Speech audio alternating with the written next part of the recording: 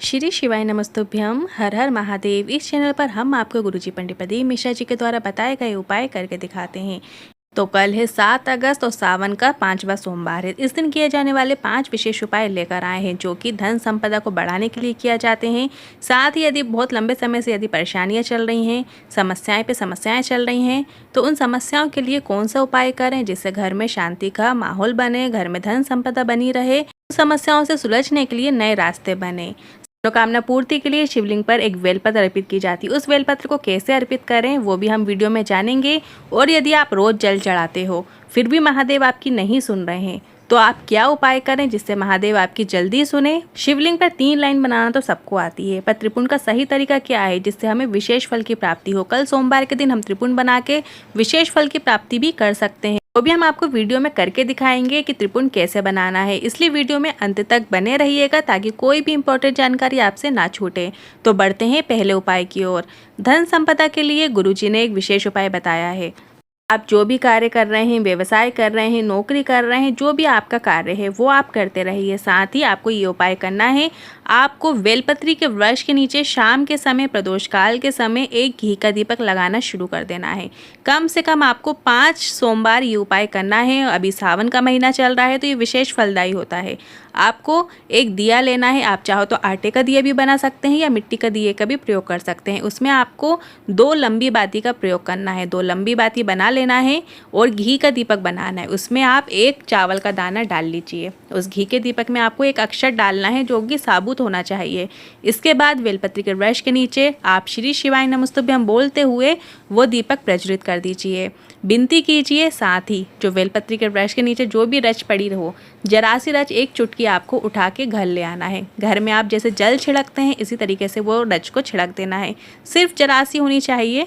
बेलपत्री के वृक्ष के नीचे 33 कोटि देवी देवताओं का वास होता है। साथ ही शाम के समय लक्ष्मी जी बुहारी लगाने आती हैं। तो धन संपदा जो ये उपाय करता है उसके घर में धन संपदा की कभी कमी नहीं होती है। तो आप ये उपाय ज़रूर करके देखिएगा, आपके घर में धन संपदा बढ़ती चली जाएगी, घर में किसी भी चीज़ की कमी ना होगी। बढ़ते हैं दूसरे उपाय की ओर। घर में यदि बहुत ज़्यादा समस्याएं चल रही हैं, परेशानियां चल रही हैं, तो आपको क्या करना है, एक घी का दीपक आपको शिव मंदिर के चौखट पे लगाना है। आपको शिव मंदिर के चौखट में गोल बाती का दीपक लगाना है या आप लंबी बाती का भी दीपक लगा सकते हैं। दोनों में से कोई भी बाती का प्रयोग कर सकते हैं। साथ ही एक दीपक आपको बेलपत्री के वृक्ष के नीचे लगाना है। मतलब आपको 2 दीपक लगाना है। अगर बहुत ज़्यादा समस्याएं हैं, बहुत ज़्यादा परेशानियां हैं, तो एक दीपक आपको शिव मंदिर की देहरी पे लगाना है शाम के समय, प्रदोष काल के समय, और एक दिया आपको लंबी बाती का बेलपत्री के वृक्ष के नीचे लगाना है। आपकी जो भी समस्याएं चल रही हो, परेशानियां चल रही हैं, धीरे धीरे उसमें राहत आपको ज़रूर मिलेगी। बस आपको दीपक प्रज्वलित करते समय श्री शिवाय नमस्तुभ्यम या नमः शिवाय या ओम नमः शिवाय मंत्र का स्मरण ज़रूर करना है। बढ़ते हैं तीसरे उपाय की ओर। यदि आपकी कोई विशेष कामना है तो सोमवार के दिन किया जाने वाला ये विशेष उपाय है। ये उपाय आप सुबह के समय भी कर सकते हैं, शाम के समय भी कर सकते हैं। आपको जब टाइम मिल जाए आप तब ये उपाय कर सकते हैं। इस उपाय को करने के लिए आपको एक बेलपत्र की आवश्यकता होगी। बस आपको एक ऐसी बेलपत्र लेना है जो कहीं से भी खंडित ना हो, पूर्ण हो। आपको बेलपत्र में जो बीज वाली पत्ती है उसमें आपको पीला चंदन लगा लेना है। पीला चंदन लगा लेने के बाद एक अक्षत आपको उस बीज वाली पत्ती पर रख देना है। बीज वाली पत्ती पे बस साबुत चावल का दाना होना चाहिए, इस बात का भी आपको ध्यान रखना है। यदि आपको बेलपत्र आपके पास नहीं है तो आप शिव जी पर चढ़ी हुई बेलपत्र का भी प्रयोग कर सकते हैं। शिव जी पर से निवेदन करके उठा लीजिए, उसको धोकर वापस आपको बीज वाली पत्ती में पीला चंदन लगाना है और एक चावल का दाना उस बीज वाली पत्ती पर रख देना है। इसके बाद अपनी कामना करते हुए श्री शिवाय नमस्तुभ्यम बोलते हुए वो बेलपत्र आपको बाबा पर शिवलिंग पे अर्पित कर देना है। अर्पित करते समय आपको जो बेलपत्री की डंडी का मुख है वो जलाधारी की ओर ही रखें। इस तरीके से बेलपत्र अर्पित कीजिए। आपकी मनोकामना 3 महीने के अंदर शीघ्र अतिशीघ्र पूर्ण होगी। अब बढ़ते हैं अगले तीसरे उपाय की ओर। यदि आप रोज जल चढ़ाते हो, रोज शिव मंदिर जाते हो, पर महादेव आपकी सुन ही नहीं रहे हैं, तो सब जगह जल चढ़ाओ।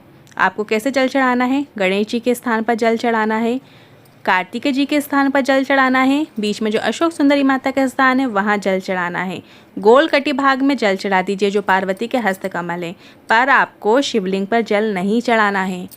और थोड़ा सा जल आपको अपने जल कलश में बचाकर वो जल को शिवलिंग पे ना चढ़ाते हुए बेलपत्री के वृक्ष के नीचे आपको वो जल समर्पित कर देना है। ऐसे में महादेव सोचेंगे कि ये मेरा भक्त है, रोज शिव मंदिर आता है, रोज मेरे द्वार पर आता है, पर इसने आज मुझे जल क्यों नहीं अर्पित किया। फिर वो माता पार्वती से कहेंगे कि आपके ऊपर तो इसने जल अर्पित किया है, तो जितना फल मैं प्रदान करता हूँ उससे दुगना फल तुम उसे प्रदान करना। ऐसे में आपकी जो कामना होती है वो शीघ्र अतिशीघ्र महादेव पूर्ण करते हैं। अब बढ़ते हैं अगले 5वें उपाय की ओर। सोमवार के दिन थोड़ा सा लाल चंदन का जल शिव जी पर ज़रूर चढ़ाएं। ये लक्ष्मी धन संपदा को बढ़ाने के लिए अर्पित किया जाता है। इसमें लक्ष्मी की आवक आपके घर में होने लगती है। आपको थोड़ा सा लाल चंदन लेना है। लाल चंदन की एक लकड़ी आती है, तो उसको भी घिसकर आप लाल चंदन बना सकते हैं, या मार्केट में लाल चंदन का पाउडर भी आता है, तो आप जरा सा पाउडर अपने जल कलश के अंदर डाल लीजिए। अभी सावन का महीना चल रहा है, तो 2 कलश जल में आपको जल ले जाना है, तो आपको दोनों जल कलश में थोड़ा थोड़ा सा लाल चंदन डाल लेना है और वो जल आपको श्री शिवाय नमस्तुभ्यम बोलते हुए शिवलिंग पे अर्पित करना है। आप चाहो तो पूरा जल डायरेक्ट आप शिवलिंग पर अर्पित कर सकते हैं, नहीं तो आप विशेष क्रम से जैसे अर्पित करते हैं गणेश जी के स्थान पर, कार्तिकेय जी के स्थान पर, अशोक सुंदरी माता के स्थान पर, फिर गोलकटी भाग में, और फिर अंत में पूरा जल आपको शिवलिंग पे अर्पित कर देना है। शिवलिंग पे जब आप जल अर्पित करेंगे तो थोड़ा सा लाल चंदन का जल आपको जल कलश के अंदर बचा लेना है और वो जल आपको बेलपत्री के वृक्ष के नीचे अर्पित करना है। बेलपत्री के वृक्ष के नीचे उस जल को आपको अपने हाथ में लेकर सिंचन करना है। सिंचन से माता लक्ष्मी जल्दी ही प्रसन्न होती हैं और जल्दी हमारे घर में धन संपदा की वृद्धि होती है। तो आप बेलपत्री के वृक्ष में जल कलश से जल नहीं चढ़ाएंगे, सिर्फ आपको अपने हाथ में लेना है और बेलपत्री की जो जड़ होती है वहाँ पर आपको अपने हाथ की हथेली में थोड़ा सा जल लेते जाइए और सिंचन करते जाइए। ऐसा आपको कल के दिन सोमवार के दिन करना है। अब बढ़ते हैं अगले 6वें उपाय की ओर। त्रिपुंड बनाना तो सभी को आता है, पर त्रिपुंड का एक विशेष तरीका गुरुजी ने बताया है। यदि हम उस क्रम से त्रिपुंड लगाते हैं, महादेव की हम पर विशेष कृपा होती है। अब त्रिपुंड लगाने का सही तरीका जान लीजिए। 3 उंगलियों से तो त्रिपुंड लगाते ही हैं। जो ऊपर की 3 उंगली हैं उनसे त्रिपुंड लगाया जाता है, पर जो नीचे की दोनों उंगली हैं, छोटी उंगली को छोड़कर उसके ऊपर की जो दोनों उंगली हैं उससे आपको 2 रेखाएं बनानी हैं। सबसे पहले 2 रेखाएं आपको ऊपर की ओर बनानी है, राइट से लेफ्ट की ओर बनाना शुरू करना है आपको। इसके बाद जो पहली उंगली है उससे आपको नीचे की लाइन बनानी है, मतलब तीसरी लाइन बनानी है। ये ब्रह्मा विष्णु महेश का प्रतीक कहलाती हैं। आप वीडियो में देखकर समझ सकते हैं कि कैसे 3 रेखाएं बनानी है। इसके बाद त्रिपुंड कैसे बनाना है। इस त्रिपुंड को बनाने के लिए आप लाल चंदन का प्रयोग भी कर सकते हैं, पीले चंदन का प्रयोग भी कर सकते हैं, अष्टगंध चंदन का भी प्रयोग कर सकते हैं, और साथ ही जो भस्म आती है उससे भी आप त्रिपुंड बना सकते हैं। जो व्यक्ति शिवलिंग पर त्रिपुंड लगा देता है, महादेव की उस पर विशेष कृपा होती है और महादेव शीघ्र अतिशीघ्र प्रसन्न होते हैं। वो भक्त महादेव का अति प्रिय होता है। आज के इन उपायों से लेकर मन में कोई सवाल या क्वेश्चन है तो कमेंट बॉक्स के जरिए जरूर पूछिएगा। वीडियो थोड़ा भी उपयोगी लगा हो तो वीडियो को लाइक करके कमेंट बॉक्स में हर हर महादेव जरूर टाइप कीजिएगा। श्री शिवाय नमस्तुभ्यम।